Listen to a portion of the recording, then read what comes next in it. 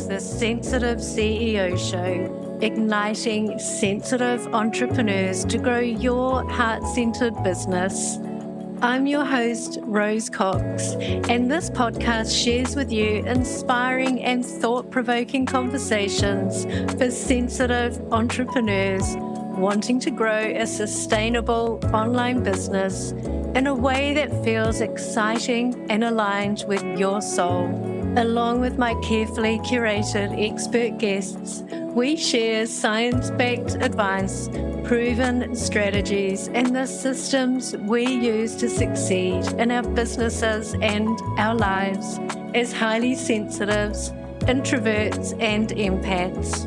And by the way, if you would like to be updated on when each episode is released, feel free to subscribe to the short and sweet newsletter.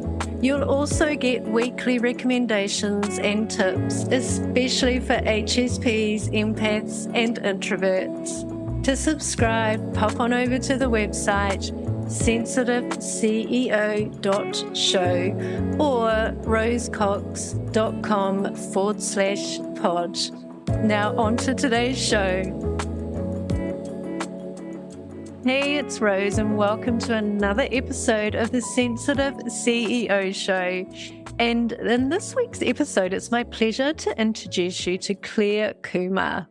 Clare is a productivity catalyst and highly sensitive executive coach who helps professionals achieve sustainable performance, improving productivity and well-being while avoiding exhaustion and burnout. Welcome, Clare. It's so lovely to talk to you again today. Oh, yeah. Lovely to be with you too, Rose. So my first question, I love all things productivity. My first question I'd love to ask you is, how did you become a productivity coach? I love that question because for a long time, I didn't realize it was connected to being sensitive. So my first foray into organization and productivity, which kind of went hand in hand, was in 2005 when my kids were really small and I started a business part-time. And this was before I knew about high sensitivity as a trait. It took me some years afterwards to discover it. But as I put the pieces together, I realized that for me, my sensitivity is part of what gives me a drive to keep things in order so that my day can flow a lot more smoothly. So I value spending time well. I value spending energy, our attention, all of our resources. Really, there's a strong value of mine to not waste things. And so that means making good use of your space, making good use of your time and your energy and so on. And so all of that, I think, is driven out of being sensitive and needing to keep my existence calmer than average. So I think that explains a lot of why it's been really compelling to me. And I've had to develop the traits just as a manner of coping. So when did you discover you were highly sensitive, Clare?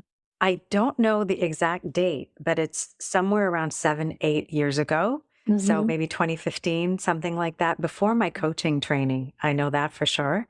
Mm-hmm. And I wish how did you discover it? I don't remember whether I was searching and stumbled upon an article and then found Elaine Aron's book, The Highly Sensitive Person, and read it and just thought, oh, wow, like many of us have, this is me. And boy, I feel understood. I feel less alone. And there's a lot to celebrate here too. And so for me, it was an invitation to really better understand myself. And then when I did my coach training, there's a whole lot of self-awareness work to be done before really stepping into that work and inviting kind of the same thing with clients. And so it was quite formative, I think, to land on that trait and then fully understand it. And then realize as well that a lot of my clients are sensitive. And there's interesting overlaps. Highly sensitive people don't necessarily have executive function challenges, but sensitivity cuts across neurodivergent traits quite extensively. So people with autism or ADHD, dyslexia, and so on, you will see sensitivity in all of those personality types. And sometimes executive function challenges exist there. And what do you know? That's a lot of who reaches out to me for assistance with productivity work. So kind of interesting that way. That's really interesting. And I do love the topic of neurodiversity. I know that there's a link, and I'll actually pop a link in the show notes. I had a conversation on the podcast quite early on with Amber Rochelle, and she talked about neurodivergency, and it was it's a fascinating topic. But today we're talking about productivity, and I would love you to share some tips with the audience, Clare, especially with, I guess, sensitive people in mind. What are some tips that you could share with everyone today? Well, I have a model which I go through, and I'll draw on tips from each area of the model. I think will be kind of helpful.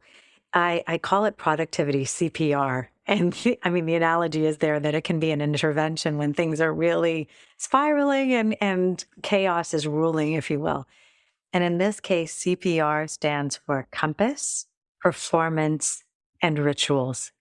And in each of those things actually really means, compass is meaning setting intention. Performance is around managing our attention so that we can bring it to the intentions that we've set. And then our rituals, it's all around optimizing execution. So we think intention, attention, execution. Let me pull on that for some tips for sensitive people. And with intention, I think one of the most important things to do is to design our lives respecting sensitivity, so we're really fulfilled. And no, highly sensitive people have to do value-aligned work. We can't just be, I'm in it for the money and I'm going to do whatever needs to happen. It's not going to work. Doesn't work for us. No, not at all. And so that we've got this pull for impact in our lives. And if we figure out that that's probably not going away, and if we can honor it and work with it, we'll be a lot further ahead. So productivity tip number one is really look at your intentions, and are you working towards them, or are you perhaps doing things that are taking you away from them? That will be the biggest productivity gap most people have. So that's an amazing starting point. If I'm going to look at managing attention, number two, then it's really looking at how do we honor mind, body, spirit, right? So how do we take care of this vessel that we're blessed to be moving around, navigating the world in? And how do we set ourselves up for success so we can hold on to our energy and then bring our attention to what we've said is important, those intentions that we set, right? Yeah. And I've got a whole list of things. It will probably take too long to go through. There are 8 items. But if we understand our relationship to what I call productivity table stakes, and so just a couple of examples are mindset, making sure that we're really working to keep our mindset serving us and not spiraling down, looking at sleep and rest as critical ingredients, especially for highly sensitive people who are taxed far more than the average person. And I'm sorry, I'm just going to let you know I'm looking at my cat who is on my desk. And because I have the closet doors open across from my desk, he's looking at my closet as something that he thinks he can jump into. And it's about 3-4 feet away. And in between the cat and the closet, which is not jump-inable to, it's not a good thing, is my makeup trolley. So I'm anticipating if he doesn't, us reassess, there'll be a loud clatter. And I just want to let you know before that happens. Hopefully I'm stroking him to say, come back here and just hang with me, Ellie, on my desk. He mostly lives on my desk. I love that. I saw him walking across before and it made me smile. My cats are out of here right now, but I love seeing cats on Zoom. Isn't that so wonderful how we work from home? Well, that's it. And talking about trying to hold on to your attention, this is not highly recommended. So you have to sometimes figure out how to manage your distractions is one of the big tips. But back to mindset I was talking about, then I was talking about sleep and rest. Because our nervous systems are so taxed going through the regular life and the toxic environment that we're asked to navigate, we have to invite more rest and recovery opportunities.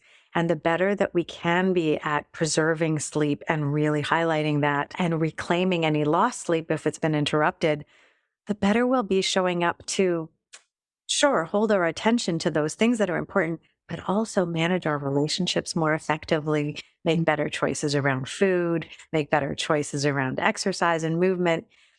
I present productivity table stakes as a poker table, an 8-sided poker table. And I don't play poker. It was just a really good analogy. So, and it's a jewel tone in the diagram. And what it signifies is that all of these different 8 elements that I love talking about are connected. And it's really important for us to understand our relationship to each one of those. And through doing so, we can determine our own personal policies and way of we're going to live to be, you know what, Rose, I can show up for you and I can bring you my focus and attention and energy without cats and be really present for what I've deemed as important. I love that. I love the analogy of productivity table stakes and the poker table. I can just visualize it. Beautiful. So I know you also talk about shaping space and in the environment. Can you share a little bit more about that, please, Clare? You bet. I mean, I think our spaces are so important because they're sort of a place to incubate. They're a place we're meant to relax. I talk about putting Om in the home, right? So that your home has to be a haven where you can rest, restore, and recover and fortify when we have to go out into the world, which is really demanding. Hopefully, home is not really demanding too. But if it is, what can we do in our spaces to calm it down, to make it that sanctuary and place of restoration? So my cats are deciding this is playtime. So just for listeners out there, for me, it's 8:45 at night. And this is cat play hours. So my sincere apologies. You might hear some, not necessarily makeup stands crashing, but the cats one of them is running up and down the hallway. And it's funny, I just researched my cats. I think they've got Turkish Angora in them, which explains the ridiculous amounts of fur that fly everywhere. But apparently they like to run. So I'm starting to understand where they come from. So my apologies. I hope it's not going to be distracting for you. Totally understand. One of our cats runs up and down the hallway as well. He's not doing it right now. He's asleep, but yeah. He's always running up and down the hallway at nighttime. So it's daytime here. So that's why he's asleep. Yeah. So learning the best time to do a podcast. But you know what? The one thing that's beautiful about right now is that we're global. And so we're reaching listeners all around the world. So wherever you are, whatever your cat or not cat might be doing, I hope you're enjoying our discussion. So I want to come back and you're asking about the space, right? Mm-hmm. So the space has to serve not only what you want to do in terms of how you want to spend your time. That's the first question. What priority and how you want to spend time? What activities do you want to undertake? But how do you want to feel in that space? Mm-hmm. And answering those 2 questions is really important because the feel starts to talk about finishes. Do we want organic wood, which we know science tells us leaves us more grounded than metal and glass, for example? Do we want textures that feel soft and inviting? Do we need great ergonomics so that we're actually very, very comfortable in our postures, reading, working, at the kitchen table, kneading bread? The counter's generally lower because you can put force into it. So understanding all of these things and to design the space so you're more comfortable, so that you can feel good. And then, of course, adding the color and the finishes. Mm-hmm. It's really something to get a space that invites you to relax and flow into what you want to. So choosing your colors carefully is something I recommend. And having a discussion with those with whom you share a living space, because you may have very different styles. I've built an organizing productivity matrix, and it looks at our propensity to create order along one axis. And you'll know there are people that are like, oh, I don't care. I just like to pick through things. Rummage sale is totally fine. I like to just even rummage through my closet. I have a dear friend, and I learned that some people like to rummage through their drawers. They don't want everything neatly laid out. And then you'll get the people like me who are like, I like to be able to see everything, pick it, pluck it, not disarray, put everything else into disarray. And that is easier for me. But there's a vast spectrum, right? And then on the other axis is the tolerance for chaos or sensitivity scale, right? So we might be craving order. We might be wanting the order, But we're like really tolerant of chaos. So we don't actually get over there. We're not bothered by it. So looking at where you are in the quadrants can help family members understand each other and where the challenge or the hurdle or the conversation, the curious conversation might lie. I love that you share about the sensitivity and the neatness and everything. And I wonder if there is a link between sensitivity and Marie Kondo, for example, like I love to fold all of my T-shirts and color coordinated and everything. We sound very similar in that respect, that everything is just nicely picked out, not rummaged through. And do you think that there is a link with the sensitivity side? I think so. This is what I was alluding to at the beginning when you said, how did you become a productivity coach? Yeah. I mean, I became an organizer first and then really realized that organization is a part of productivity, if you will. And so for me, I call it visual noise. And it's being able to turn down the volume on that visual noise the same way we would if we had loud music playing. If we can create some order, we're dialing down the noise on that visual stimulation that's coming in. So yeah, choosing a color palette. In my closet, my clothes will be all the pinks together, then the reds, then I might move into purples, then blues. It's working with the rainbow. It's sort of naturally inspired. And then working with a more pleasing way of arranging things. I have a little acronym I talk about when I'm talking about arranging things, which I'll just share here. It's VAMP. And I want you to vamp up your space. And by vamp, I mean, I want you to keep things visible so you can see them. I then want them to be accessible so they're easy to reach. I want them to be manageable. And this is one that can get in our way a lot. I'll talk about that in a second. The P is pleasing and protected. So not only should it look good or feel good or smell good, our senses need to be rewarded for interacting with something. And so you might have a favorite pen, you might have a favorite paper, and the way they flow together is just gorgeous. You take a poor pen and terrible paper, and your whole experience is jarred and jilted. It's not nice, right? Mm-hmm. So if we can look at VAMP, and so by manageable, I mean, so let's think of, do you have tomato ketchup or? Yeah, we call it tomato sauce, but tomato sauce, that's right. I know what you mean by ketchup. Right. Yeah. Well, I was born in England, so tomato sauce, absolutely.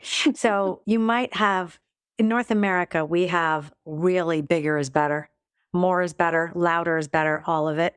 And so we will have 2-liter containers of ketchup or tomato sauce, right? And it'll be the cheapest thing to buy. So price per unit, I got to go for the big one, and then I'll put that in my fridge. But if you've got children trying to manage this big container and get it out, and it's not comfortable. So I urge people to think of part of the value of something is absolutely its manageability. And I don't know if it's coming back to market, but I will mention I designed a product that actually helps clothes fold the way Marie Kondo folds. It was around before she came around, so it was very interesting to see her come up on this scene. Wow. And it's a tool that's called Plio, Plio, and you can see it at plio.com. And cross your fingers. I'm in talks with a company. Hopefully there'll be an appetite to bring it back to market. But it helps you fold your clothes without having to think about measuring and so on. You can just it gives you a structure to fold around, and it's beautiful.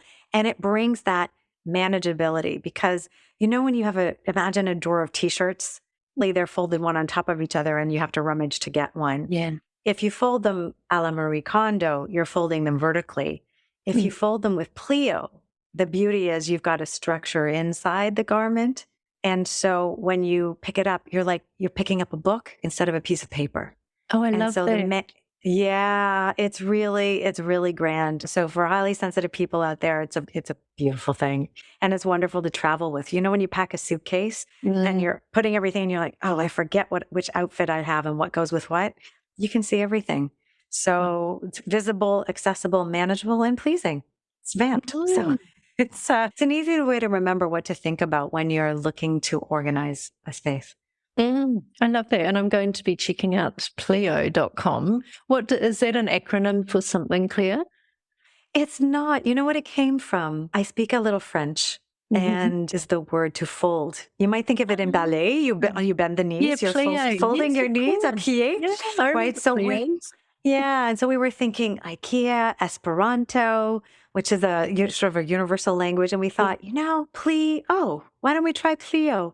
So we came up with that word, and this is when I had a beautiful design partner that I worked with in that business. She had such great sensibility and style, so we came up with Clio.com, and it's it's marvelous. I apologize for teasing you with a product that I can't give you right now, but maybe the idea, you never know where a good idea and a good business partner is going to come from. So maybe someone will hear this and say, oh, I'm your person, and we'll bring this back to market. Yeah, well, I hope so. Fingers crossed. So, Claire, you also talk about lifetime management. Can you dive in a little bit deeper into what you mean by that, please? Yeah, and this is, I mentioned rituals in the CPR model and optimizing execution. This is one of the exercise.